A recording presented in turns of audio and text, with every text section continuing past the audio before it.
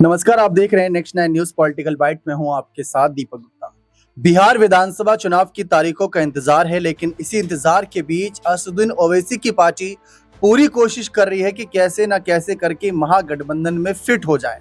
उस महागठबंधन में जहां पहले से ही 7 से 8 बड़े दल हैं और सीटों के बंटवारे पर काफी हो हल्ला देखने को मिल रहा है। यहां तक कि सीएम फेस को लेकर भी कांग्रेस तेजस्वी के ऊपर अभी उतना भरोसा नहीं जता रही है, ऐसा विश्लेषकों का कहना है। लेकिन इस बीच असदुद्दीन ओवैसी की पार्टी की लगातार चिट्ठियां सामने आ रही हैं।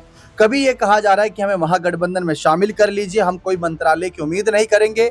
कभी कुछ शर्तें रखी जा रही हैं तो कभी कुछ, लेकिन अब कहा जा रहा है कि करीब 6 सीटों की डिमांड की गई है। लेकिन क्या वह लालू तेजस्वी पूरी करेंगे? क्योंकि जैसा कि मैंने कहा, 7 से 8 पहले से ही बड़े दल हैं। उनके बीच सीट बंटवारा क्या रहेगा, इस पर अभी सहमति बनी नहीं। लेकिन असदुद्दीन ओवैसी की पार्टी 6 सीटों की डिमांड कर रही है और उनका साफ ये भी कहना है कि अगर चुनाव में कल को ये हार जाते हैं तो ये हमें आरोप न लगाएं कि हमने बी टीम की तरह इनका वोट काटा। इसीलिए हम अभी से चाहते हैं कि हम इनकी ताकत बने, इनको मजबूती दें, ये चुनाव जीतें। लेकिन क्या समीकरण बनना है ये तो आप सब भी जानते हैं। सामने से आरजेडी भी कह रही है कि अगर इतनी ही फिक्र है हमारी, आपको बीजेपी की बी टीम वाला टैग नहीं लेना तो मत लड़िए चुनाव, हमें जीतने दीजिए, आप सिर्फ मुकाबला देखिए, बाहर से देखिए, आप मुकाबले मत उतरिए। लेकिन ओवैसी का साफ कहना है कि हमने पिछली बार जो सीटें जीती थी वहां पर तो हमारी मजबूत दावेदारी है ही, इसके अलावा सीमांचल के और भी क्षेत्रों में हमारी अच्छी खासी पकड़ है।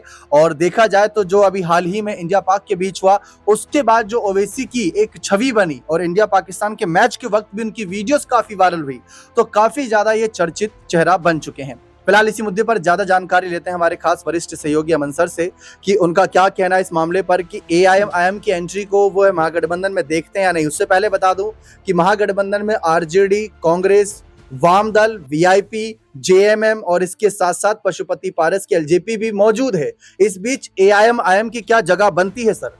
देखिए दीपक, लगातार इस बात को लेकर प्रयास बहुत समय पहले से किया जा रहा है। किसी तरह से जो ओवैसी की पार्टी है एआईएम, उसको जो है महागठबंधन में एंट्री मिल जाए। अगर ऐसा होता है तो आप ये मानकर चलिए कि जो स्थिति है वो कहीं ना कहीं अलग दिखाई पड़ सकती है। आप जरा अगर 2020 के आंकड़ों पर गौर करेंगे तो लगभग सरकार बनते बनते रह गई और यही वजह है कि अब तेजस्वी यादव कोई भी मौका छोड़ना नहीं चाहते या महागठबंधन जो है कोई भी मौका छोड़ना नहीं चाहती। क्योंकि आप देखेंगे सबसे ज्यादा सीटें आरजेडी के पास में आई थी, 75 सीटें उन्होंने जीती। तो ऐसे में अगर महागठबंधन को यहाँ पर अपनी सरकार बनानी है तो वोटों को कम से कम अपनी तरफ करना पड़ेगा। खासकर जो सीमांचल का जिक्र आप कर रहे थे, देखिए सीमांचल की बात अगर दीपक करें तो लगभग 24-25 सीटें इस पूरे क्षेत्र से आती हैं। 4 जिले इसमें हैं। महत्वपूर्ण जिलों की बात करें तो पूर्णिया का जिक्र हम कर सकते हैं, जहाँ से पप्पू यादव सांसद भी हैं और साथ में कल पीएम मोदी भी वहां पर मौजूद थे। यानी कि आप समझिए कि राजनीतिक दृष्टि से पूर्णिया का बहुत अहम स्थान बन जाता है, क्योंकि बीजेपी या कह सकते हैं एनडीए कुनबे को इन्हीं कह सकते हैं सीटों पर कम जीत प्राप्त होती है। और साथ में एआईएम की आप बात कर रहे थे, देखिए एआईएम को इन्हीं सीमांचल की सीटों पर जीत हासिल हुई थी, 6 सीटों पर उन्होंने जीत दर्ज की थी। तो ऐसे में उनके लिए एक बड़ा मौका जरूर यहाँ पर बन जाता है। और बारंबार इसी बात को कह रहे हैं कि भाई आप लोग हमें हमेशा ये बात कहते हो कि हम बी टीम है, हम ये टीम है, हम वो टीम है, लेकिन जब हम खुद से ये बात कह रहे हैं कि भाई हम आपके साथ आना चाहते हैं, आपके साथ चुनाव लड़ना चाहते हैं, आपके साथ राजनीति करना चाहते हैं, फिर भी आप हमें मौका नहीं देना चाहते। क्योंकि आपको पता होगा इससे पहले भी बाकायदा एआईएम की तरफ से खत लिखा गया था आरजेडी के लिए, लालू यादव के लिए, और यहाँ तक कहा गया था कि भाई हम आपके साथ मिलकर चुनाव लड़ना चाहते हैं। फिर उनके लिए ये जवाब आता है कि भाई अगर आप हमारा भला करना चाहते हो तो बेहतर होगा कि चुनाव में आप उतरो ही मत। लेकिन एक बार फिर राजनीतिक जो सरगर्मियां हैं वो यहाँ पर तेज होती हुई दिखाई पड़ रही, क्योंकि एआईएम को किसी भी तरह से छोटा समझना महागठबंधन की बड़ी भूल हो सकती है। मुझे अभी भी याद है एक उपचुनाव में जब बिहार में हो रहा था इन्हीं 1-2 साल पहले, और उस सीट के ऊपर 2-3 हज़ार जो वोट थे वो एआईएम के प्रत्याशी को मिले थे और वहाँ पर 1-1.5 हज़ार से आरजेडी का प्रत्याशी चुनाव हार गया था। तो यहाँ पर वोटों का समीकरण साधना, वोटों की रणनीति को समझना बेहद जरूरी है।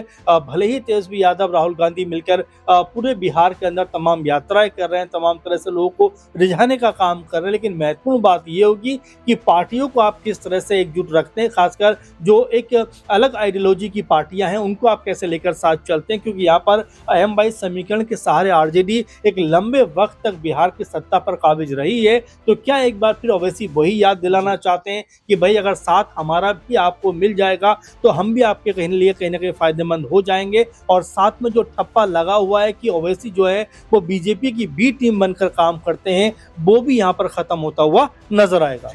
आपको बता दें कि पिछली बार मायावती, उपेंद्र कुशवाहा और ओवैसी की पार्टी एक कह सकते हैं ग्रैंड डेमोक्रेटिक सेकुलर फ्रंट बनाई थी, जीडीएसएफ जिसे कहा जा रहा था, और उसी वक्त इन्होंने कह सकते हैं कि 5 सीटें जीती थी। मायावती और कुशवाहा को उतना फायदा नहीं हुआ था इस गठबंधन से खासकर, लेकिन इस बार ओवैसी अकेले पड़ गए हैं, इसीलिए लालू तेजस्वी से गुहार लगा रहे हैं कि हमें भी साथ ले लीजिए, क्योंकि उन्हें पता है कि कल को अगर हमारे कुछ विधायक जीत भी जाते हैं या नहीं भी जीतते तो वो लालू जी के पाले में जा सकते हैं, जैसा पिछली बार हुआ था। अभी फिलहाल एक और खबर सामने आ रही थी कि जैसा कि आपने देखा कि पहले वोटर अधिकार यात्रा के वक्त राहुल तेजस्वी, मुकेश सैनी और दीपांकर भट्टाचार्य, सभी बड़े बड़े नेता जो महागठबंधन के, सब एक यात्रा में नजर आ रहे थे।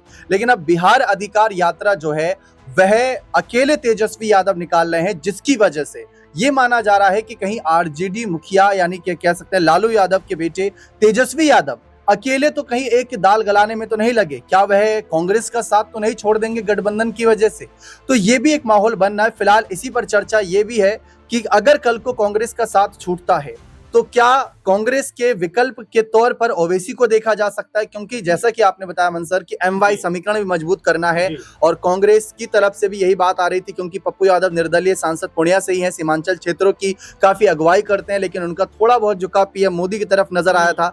ऐसी स्थिति में कांग्रेस जो तेजस्वी के सीएम फेस को लेकर पत्ते नहीं खोल रही, लेकिन ओवैसी ने साफ कहा कि हम आपको ही मुखिया मानेंगे, हम आपसे कोई मंत्रालय नहीं मांगेंगे, कोई हमारी ऐसी कोई खास शर्त नहीं है। तो जब ये सारी बातें सामने आ रही हैं और कांग्रेस से ऐसी अनबन की खबरें आ रही हैं, तो क्या एक ओवैसी विकल्प बन सकते हैं? देखिए, बिल्कुल विकल्प तो बनना चाहिए, क्योंकि आप देखिए कि उत्तर प्रदेश में जब बीते 2024 के चुनाव हो रहे थे, उस वक्त भी ओवैसी ने कहा था कि भाई जो इंडिया गठबंधन है वो उनके साथ हम जुड़ना चाहते हैं और कम से कम कुछ सीटें हमें भी चुनाव लड़ने के लिए दीजिए। लेकिन वहां पर हैरानी की बात ये हुई कि अखिलेश यादव ने एक बार भी ओवैसी की तरफ ध्यान नहीं दिया। लेकिन अब जबकि हम लगातार देख रहे हैं बिहार में तमाम समीकरण बनते हुए, बिगड़ते हुए दिखाई पड़ रहे हैं, तमाम तरह की रणनीति कह सकते हैं कि सजती हुई दिखाई पड़ रही है, क्योंकि चुनाव का बिगुल पूरी तरह से बच चुका है। जो पार्टियां हैं वो रणनीति बनाने में जुटी हुई है। तो ऐसे में अब महागठबंधन भी लगातार इस प्रयास में है कि किस तरह से इस गुत्थी को सुलझाया जाए, क्योंकि 20 साल से अगर देखा जाए तो नीतीश कुमार ही सत्ता के ऊपर काबिज है, तो कैसे उनको सत्ता से हटाया जाए।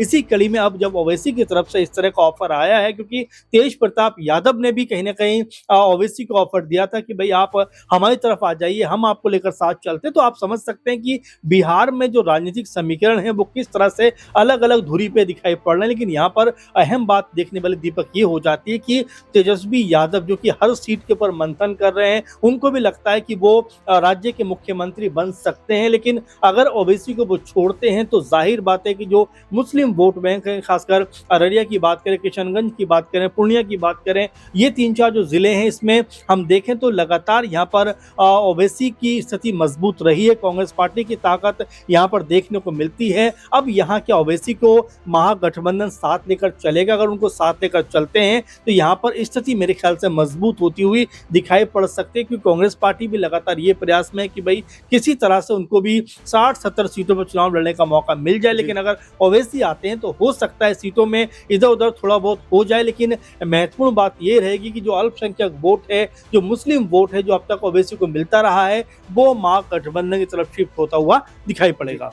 तो साफ है ओवैसी पूरी कोशिश कर रहे हैं, तेजस्वी भी पूरी कोशिश कर रहे हैं, हर कोई अपनी पूरी कोशिश कर रहा है। लेकिन फिलहाल चुनाव की तारीखों के ऐलान का इंतजार है, उसके बाद ही जो पार्टियां हैं वह अपने पत्ते खोलेंगे। अभी तक कुछ भी तस्वीर साफ नहीं हो पा रही, कौन किसके साथ है, कितनी सीटों के लेकर साथ है, कौन सीएम चेहरा है, कौन मंत्री पद का दावेदार है, कौन उप मुख्यमंत्री पद का दावेदार है। देखते हैं यहाँ पर ये माहौल और ये तस्वीरें कब क्लियर होती है। बने रहे चैनल के साथ, बहुत बहुत शुक्रिया।